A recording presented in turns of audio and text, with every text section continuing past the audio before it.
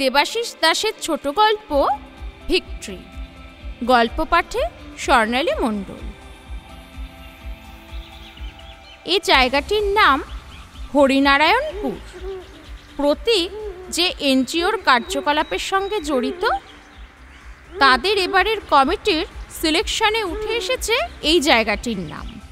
প্রতিবারই শীতের শুরুতে ঘুরে ঘুরে ওরা এক এক জায়গায় পৌঁছে যথার্থ দরিদ্র মানুষদের মধ্যে কম্বল বিতরণ করে। মূল লক্ষ্য বৃদ্ধ বৃদ্ধারা। গতবার তারা গিয়েছিল নদিয়ার একটি প্রত্যন্ত গ্রামে, তার আগের বার পাঁশকুড়া ছাড়িয়ে তেমনই একটি গ্রামে। এবার তুলনামূলকভাবে বেশ কিছুটা কাছে, হরিনারায়ণপুর, কলকাতার কাছাকাছি। তবু হুড়োহুড়ি করে পৌঁছাতে পৌঁছাতেই সকাল 10:20 হয়ে গেল। হরিনারায়ণপুরে যে ক্লাবের তত্ত্বাবধানে বিষয়টি সংগঠিত হবে, তারা পুরো দস্তুর তৈরি। তখন গ্রহীতা মানুষদের একটা লিস্ট তারাই বানিয়েছে, কারণ অঞ্চলের দরিদ্র সীমার নিচে বস্তুত কারা আছেন তা তারাই সবচেয়ে ভালো জানেন। প্রতি জায়গাতেই এই এক নিয়ম মেনে চলে প্রতীকদের এনজিওর সংস্থাটি। যাদবপুরে এদের মূল অফিস। বারাসাত রেলগেট পেরিয়ে যাওয়ার পরই শার্টের বুক পকেট থেকে সেই প্রাথমিক লিস্টটা বের করে প্রতীক। একবার চোখ বুলিয়ে নেওয়া যাক। হরিনারায়ণপুর শীতবস্ত্র বিতরণ। পাতার ওপর এই হেডিংয়ের নিচে 2টি কলাম, নাম এবং বয়স পাশাপাশি।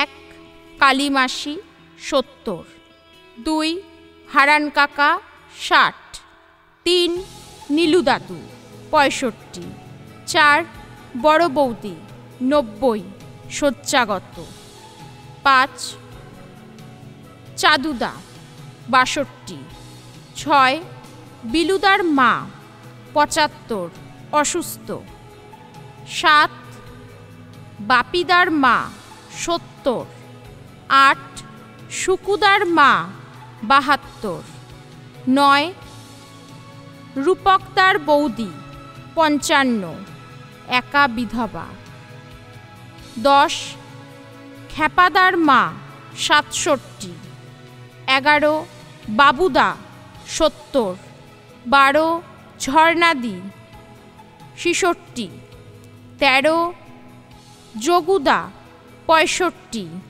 14 নিমাইদা 75, 15 সদা কাকা 72, 16 বুলেটের মা 60 বিধবা, 17 সোনা পিসি 85, 18 ছুটকি 14 বিকলাঙ্গ। অসমাপ্ত।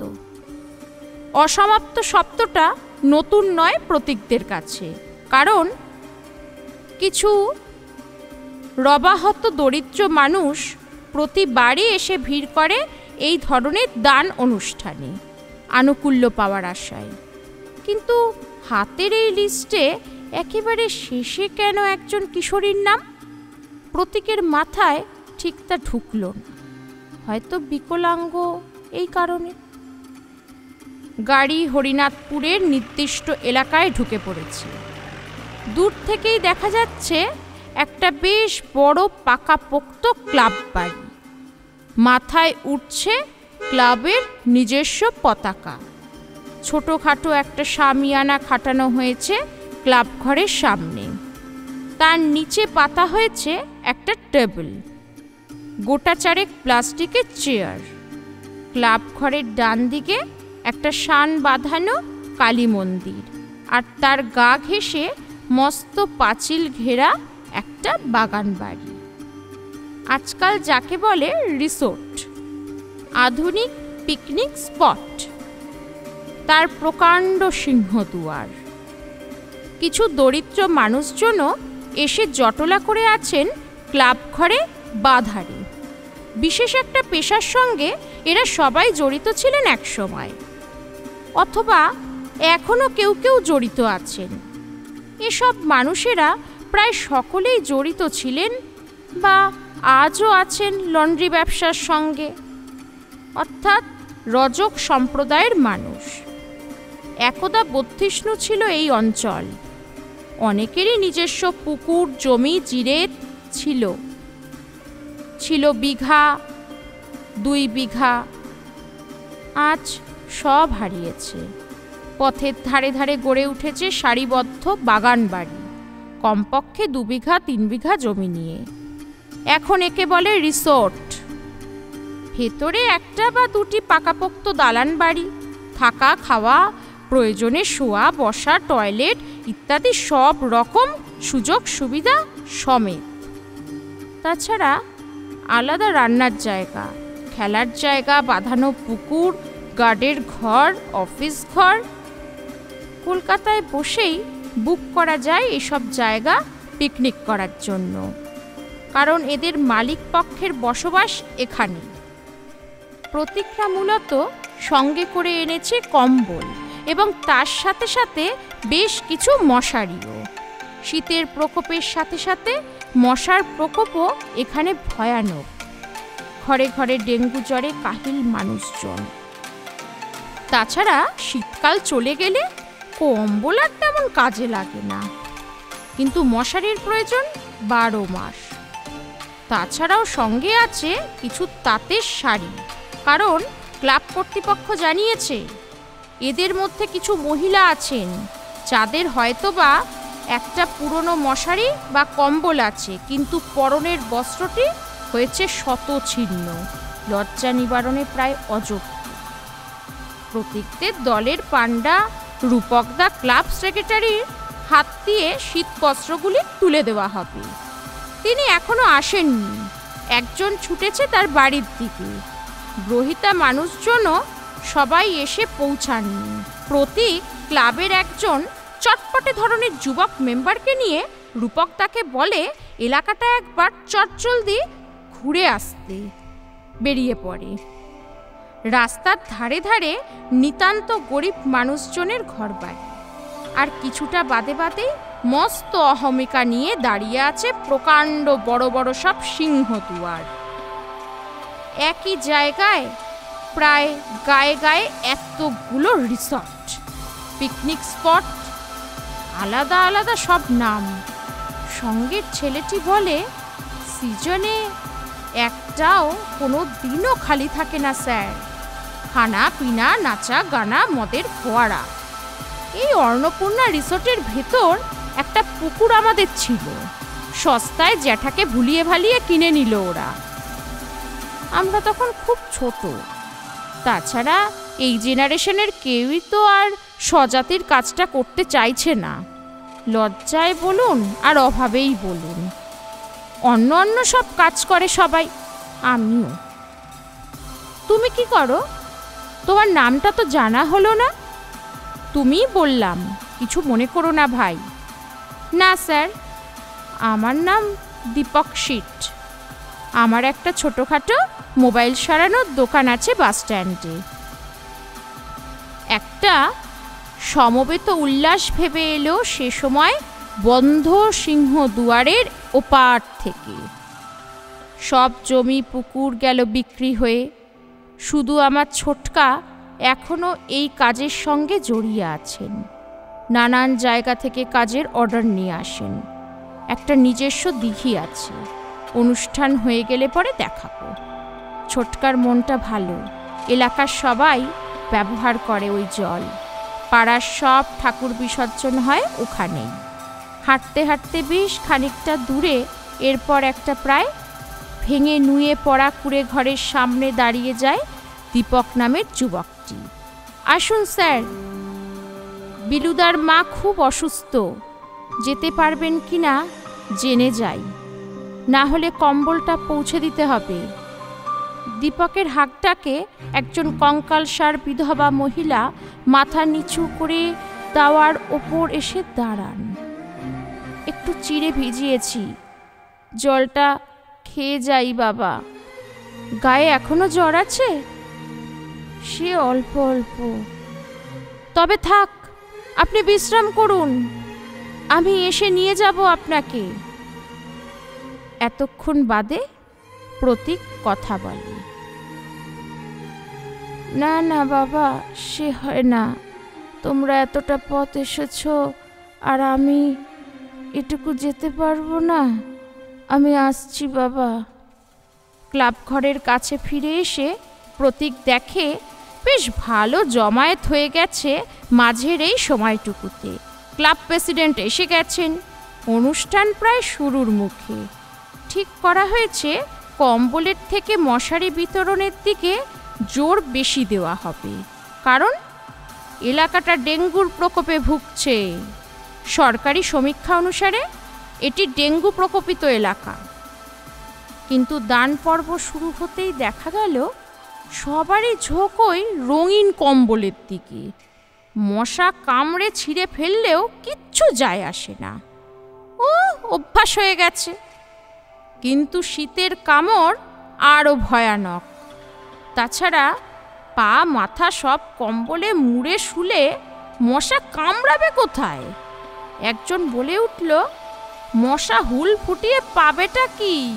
রক্ত তো নেই শরীরে মোটেও। একটা হর্ষধ্বনি হলো সে সময়, কিন্তু তা বড় কষ্টকল্পিত। এরপর পরিকল্পনা মাফিক নতুন বানানো লিস্টের নম্বর ধরে একজন একজন করে ডেকে কম্বল, মশারি, শাড়ি বিতরণ পর্ব শুরু হলো। একটা পাক্কা হিসেব দিতে হবে নেক্সট বোর্ড মিটিংয়ে। তাই প্রতীক রূপকদার বাঁ পাশের চেয়ারে বসে পড়ে। হাতে এতক্ষণ ধরে বানানো ফাইনাল লিস্ট নিয়ে একে একে নাম ধরে ডাকা হয়। ধীরে ধীরে অভাবী এক একটি মানুষ সামনে এগিয়ে আসে। তার নামের পাশে প্রতীক লেখে কম্বল, কখনো বা মশারি। প্রাথমিক লিস্টে নাম ছিল 18 জনের, তা বেড়ে এখন হয়েছে 31। এছাড়াও ছড়িয়ে ছিটিয়ে আরও কিছু বৃদ্ধ বৃদ্ধা ক্লাব মেম্বারদের সামনে প্রার্থনার ভঙ্গিতে দাঁড়িয়ে, ঠিক যেন একটি ছোটোখাটো ভারতবর্ষ। বেলা বাড়তেই ঝপ করে হঠাৎ ঠান্ডার পরিমাণ বেড়ে যায়। উত্তরে হাওয়া দিচ্ছে সনসন করে। প্রতীক জ্যাকেটের জিপ গলা অবধি টেনে নেয়, মাথায় আদিদাস মার্কা টুপি চেপে বসা। সব শেষে একসময় ডাক পড়ে 31 নম্বরে। লিস্টে লেখা ছুটকি 14, বিকলাঙ্গ। একটি পানপাতা ঢঙের ভারী সুন্দর মুখশ্রীর একটি মেয়ে মাটিতে শরীর ঘষতে ঘষতে সামনে এগিয়ে আসে। অনাদরে অর্ধাহারে ছেঁড়া জামা কাপড়ে ধুলো মাখা প্রতিমার মতো মুখটি সে তুলে ধরে। কি নাম তোমার? নাম বলো। রূপক তার রুটিন মাফিক মেয়েটিকে প্রশ্ন করে। অবক্ত একটা গোঙানির মতো শব্দ করে সে মুখে, তারপর ফিক ফিক করে হাসতে থাকে। স্যার, ও কথা বলতে পারে না। তার ওপর ছোটবেলায় পোলিওতে পা দুটো নষ্ট হয়ে গেছে, কিন্তু খুব লক্ষ্মীমন্ত মেয়ে স্যার। কোন বাড়ির মেয়ে? বাড়ির লোক কেউ এসেছে এখানে? ও পূব পাড়ার মণ্ডলদের মেয়ে। ওরা তাড়িয়ে দিয়েছে ওকে। গরিব শরীফ লোক, কি করবে এ মেয়েকে নিয়ে? প্রতীক তাকায় মেয়েটির দিকে। এখনো সে অকারণে হাসছে। সুন্দর দুপাটি দাঁত অযত্ন লালিত, সারা শরীরে পোকা মাকড় মশার কামড়ের চাকা চাকা দাগ। ছেঁড়া ফোড়া ফ্রকের বাইরে খোলা শরীরের হাতে পায়ে ঠান্ডা হাওয়ার কাপড়। ও থাকে কোথায়? ঘরে তো নেয় না বললে। এই স্যার মন্দিরের চাতালে, ক্লাব ঘরের বারান্দায়, কখনো বাজারে চায়ের দোকানের বাইরের বেঞ্চে, কোনো ঠিক নেই। আমরা স্যার যতটা পারি দুমুঠো খেতে দেই, আসলে ওই হাত পেতে চেয়ে নেয়। তোমাকে দুটো জিনিসই দেব, মশারিও দেব, কম্বলও দেব। এগিয়ে এসো। রূপক তার ডাকে উত্তেজনায় সব কিছু ভুলে দু পায়ের ওপর সোজা হয়ে দাঁড়াবার ব্যর্থ চেষ্টা করছে ছুটকি। তারপর পা টেনে টেনে এসে কম্বল আর মশারি দুটো দু হাতে লুফে নেয় সে। কিন্তু এর পরের ঘটনাটার জন্য প্রতীক বিন্দু মাত্র প্রস্তুত ছিল না। হঠাৎ একটা অদ্ভুত ছন্দে পঙ্গু শরীরটাকে নাচিয়ে নাচিয়ে বুকের ওপর দু হাতে শক্ত করে কম্বল মশারি চেপে ধরে উল্লাসে ফেটে পড়ে সে, যেন পৃথিবীর সেরা সুখী মানুষ এখন একমাত্র সেই। যেন এই জীবনটা জুড়ে তার কত কিছু বলার ছিল, বলার আছে। তার এই চিৎকৃত উল্লাস এক জয়ের অঙ্গীকার হয়ে বাতাসে ভাসতে ভাসতে পিকনিক করতে আসা ধনগর্বিত শহুরে মানুষগুলোর কাছেও এসে পৌঁছয়। যেন আজ তার শুরু মস্ত বড় এক লড়াইয়ের। বিনবিন করে সারা রাত ধরে তার শরীরের রক্তচোষা মশাদের সাথে সনসন করে তাকে ঠান্ডায় কুঁকড়ে ফেলা উত্তুরে শীতের হাওয়ার সাথে। ফিক ফিক করে এবার সে প্রতীকদের দিকে তাকিয়ে হাসতে থাকে। তার মায়াময় লক্ষ্মী প্রতিমার মতো মুখশ্রী। কে শিখিয়েছে তাকে ঈশ্বর জানেন। ডান হাতের অনামিকা আর তর্জনী একসাথে মাথার ওপর তুলে সে ভিক্টরি সিম্বল, ইংরেজি ভি অক্ষর সবাইকে ঘুরে ঘুরে দেখাতে থাকে। আর সে সময় ঈশ্বরের নীল আলোয় চারদিক ভেসে যেতে থাকে। আর ওই অলৌকিক আলোর বৃত্তে বাকি সবাই প্রাক উল্লাস নীরবতায় অজান্তেই ট্রাউজারের পকেটে রুমাল, পরনের ধুতি কিংবা শাড়ির খুঁট খুঁজতে থাকে।